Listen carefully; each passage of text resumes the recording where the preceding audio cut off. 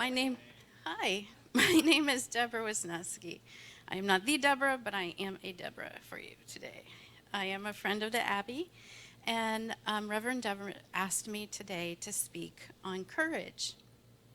And I firmly believe courage is playing with others and being playful, especially in times of sorrow, distress, and in the face of injustices. Playing is courageous in a world that is too angry to let down its guard to be vulnerable. It's too anxious to imagine living without fear. Play is courageous in a culture that still values bottom lines, test scores, and productivity over human expression, desires, and loves. Brian Sutton Smith, a esteemed play theorist, stated that the opposite of play is not work. The opposite of play is depression. That's because he says play involves the willful belief in acting out one's own capacity for the future. And that takes courage. I research and teach classes at UNO on the topic of play in education. And based on my experiences with playing with children and adults, I witness so much courage. I see it every semester in my students. They come into class fearful of the unknown, lonely in a class of strangers, mentally frazzled from working 2 jobs, caring for family, and studying so hard. But through months of playing together, they transform from these isolated, guarded individuals into a joyful, caring, and curious community that can plan, implement, and complete a whole class group project on their own. The process of continued focused play places many requirements on us to make connections with others, risk failures, and struggle to figure out things. But this is all in a state of flow that is also pleasurable. And play becomes a practice of trust in yourself, in others, in the process of becoming. Play leaves spaces for surprises, divine intervention. It's that liminal space between who we are and who we are becoming, as Lois Holtzman, another play psychologist, says. To me, play is big magic.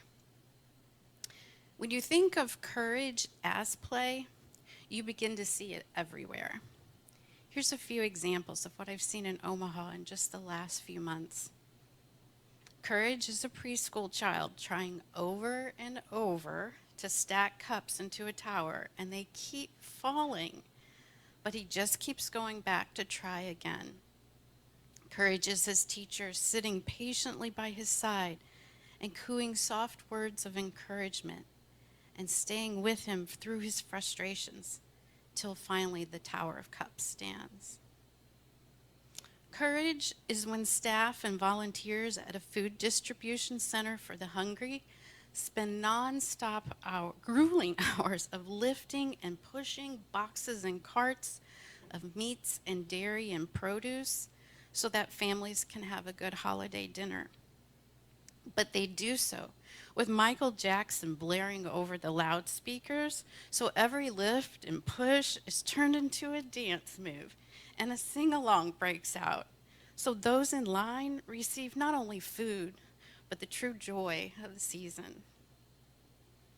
Courage is when nurses and teachers weep in weariness at the end of the day, with their bodies and souls depleted as they witness the harshness of this world. And yet they return the next day with a smile, a song, a joke, to uplift their coworkers, patients, and students. Courage is when an accomplished professional makes a transition to a retired life and imagines a new way of being, takes on a new role of maybe being a therapy dog owner or a grandmother.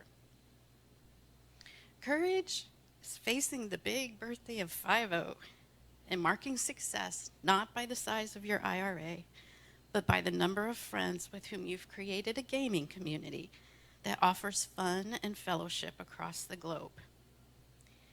Each of these groups of people chose play or playfulness over fear and over depression. To show up to play does not ignore the hardships.